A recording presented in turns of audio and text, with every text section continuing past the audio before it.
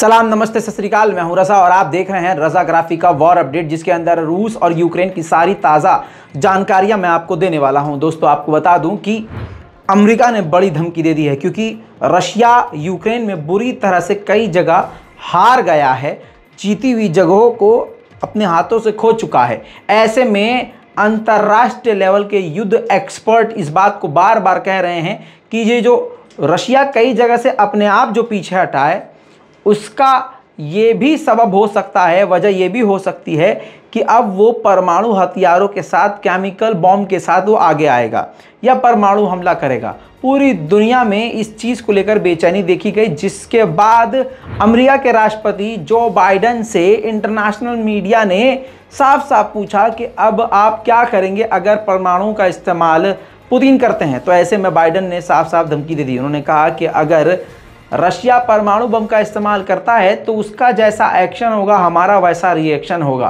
पहले से ही रूस दुनिया से अलग थलग पड़ गया है। आने वाले समय में जैसा रूस करेगा उसको वैसा ही जवाब दिया जाएगा, और अगर परमाणु का इस्तेमाल करते हैं रशिया तो उसको अंतर्राष्ट्रीय लेवल पर पूरी दुनिया की तरफ से परिणाम भुगतने होंगे।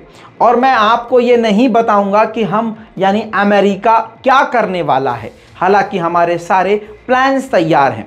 दोस्तों, बाइडेन के इस बयान से ये बात क्लियर हो गई है कि यूक्रेन इस वक्त नहीं लड़ रहा है। यूक्रेन तो सिर्फ एक बॉडी है, अंदर पूरी तरह से अमेरिका है, ब्रिटेन है, जर्मनी है, फ्रांस है, यूरोप, पूरा का पूरा यूरोप है। बहरहाल आपको बता दूं कि मामला बिगड़ता जा रहा है। जंग खत्म होने के बजाय बहुत ही खतरनाक लेवल पर पहुंच रही है। दूसरी तरफ मना किया गया था रूस की तरफ से कि हम किसी भी तरह से कोई भी हमला अटैक नहीं करेंगे, हमारा ऐसा कोई इरादा नहीं है कि हम परमाणु अटैक करें। जी हाँ, लेकिन वो 1 महीने पहले कहा था। अब मामला दूसरा है, इस वजह से परमाणु हमले की संभावनाएं बढ़ रही हैं। अब आपके सामने मैं रिपोर्ट लेके आया हूं, उससे आप समझ जाएंगे कि बाइडेन कितनी खतरनाक चाल चल रहे हैं, अमेरिका कितनी खतरनाक चाल चल रहा है। इसलिए आपसे यही गुजारिश है कि अब यूक्रेन और रूस पर पूरी तरह से नज़र बना के रखिए और हमारे चैनल से जुड़ जाइए। आपको हर छोटी और बड़ी खबर मैं आपको बता रहा हूं। अब जो खबर बता रहा हूं वो काफ़ी चौंकाने वाली है। इसको ऑफिशियली अमेरिका नहीं बता रहा है। यूक्रेन और अमेरिका के बीच में F-16 सबसे घातक फाइटर जेट, जिसकी मांग सारी दुनिया में है, वो लेने की बात यूक्रेन कर रहा है। और पैट्रियट सिस्टम अमेरिका का सबसे एडवांस और पूरी दुनिया का सबसे खतरनाक डिफेंस सिस्टम, अमेरिका का पैट्रियट सिस्टम यूक्रेन लेने की बात कर रहा है। ये दो चीज़ें हैं, छोटे मोटे हथियार तो हैं, लेकिन F-16 और डिफेंस सिस्टम पैट्रियट लेने की तैयारी कर रहा है। और इस पर बातचीत दोनों के बीच में चल रही है। पैट्रियट सिस्टम वो है जो भारत लेना चाहता था, लेकिन भारत को ऑफर नहीं किया इस हरामजादे ने, लेकिन अपने आस पड़ोस के लोगों को अपने फायदे के लिए अमेरिका देता है। F-16 विमान तुर्की ने मांगा, अभी भी बात चल रही है, लेकिन तुर्की को भी F-16 विमान नहीं दिया है अमेरिका ने। लेकिन देखिए, रूस के खिलाफ चुपके चुपके ये दोनों चीज़ें यूक्रेन को देने के लिए बातचीत चल रही है, जिसके बाद मामला अब क्या होगा कोई नहीं समझ सकता। रूस का काफ़ी बुरा हाल होगा अगर ये दोनों चीज़ें यूक्रेन को मिल जाएं। वहीं रूस का दोस्त हंगरी के प्राइम मिनिस्टर ने ऐसा बयान दिया है जो ना मेरे दिमाग में आया है ना आपके, लेकिन खबर में है इसलिए आपको बता रहा हूं। हंगरी के प्राइम मिनिस्टर ने कहा कि रशिया बहुत आगे है, यूक्रेन से रशिया बहुत आगे है, बहुत ताकतवर है, वो कभी भी जीत का ऐलान कर सकता है। ये तो वही वाली बात हो गई, मैंने आपको 4 थप्पड़ मारे, आपने 20 थप्पड़ मारे, अब मैं पीछे हट गया और मैंने कह दिया भाई मैं जीत गया, मैं जीत गया। अब ऐसा भी नहीं होता यार। वहीं आपको बताऊं कि ईसाइयों के सबसे बड़े जो करता धरता है पॉप, जी हाँ, पॉप फ्रांसिस, उन्होंने अब यूक्रेन के हक में फतवा दे दिया है। फतवा मैंने इसलिए बोल दिया वर्ड ताकि आप लोग अच्छे तरह से समझ पाएँ।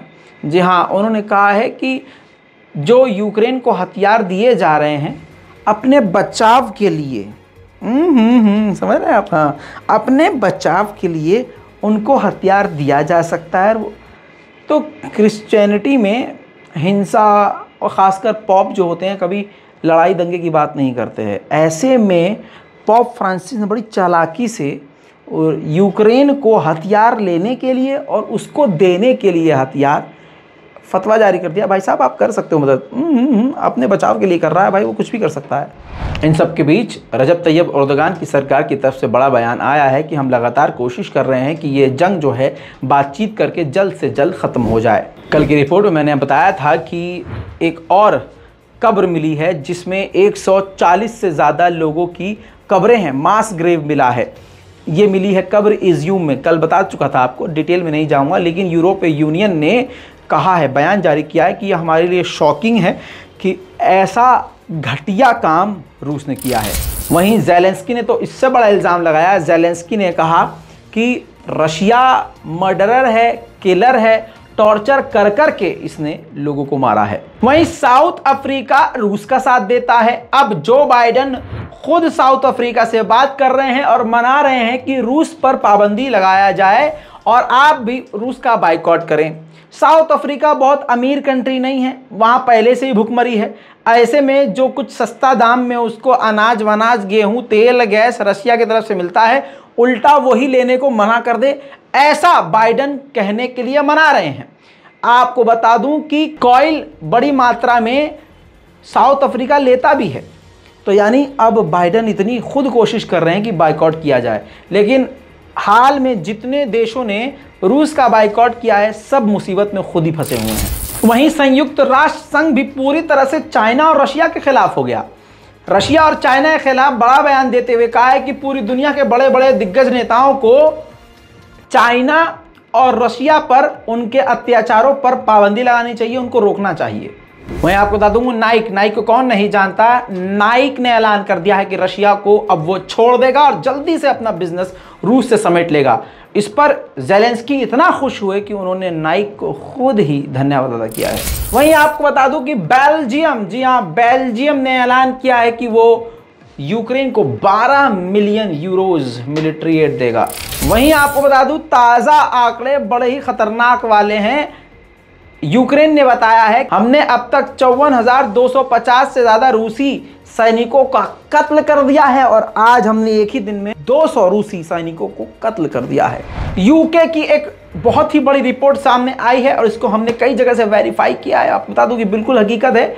यूके की रिपोर्ट के मुताबिक सबसे बड़ी जानकारी यह है कि पिछले कई दिनों से यूक्रेन बड़ी ही खतरनाक और हिंसक तरह से लड़ रहा है।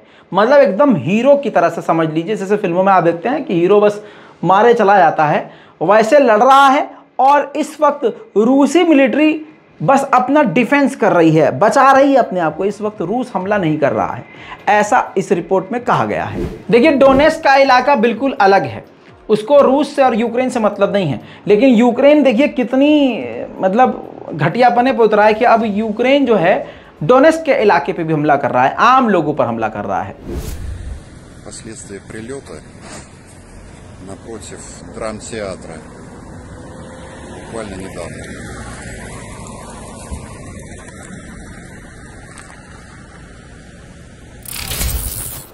दोस्तों, इस वॉर अपडेट में अभी तक के लिए इतना ही। जल्द आ रहा हूं और भी बड़ी जानकारियों के साथ। तब तक के लिए जय हिंद।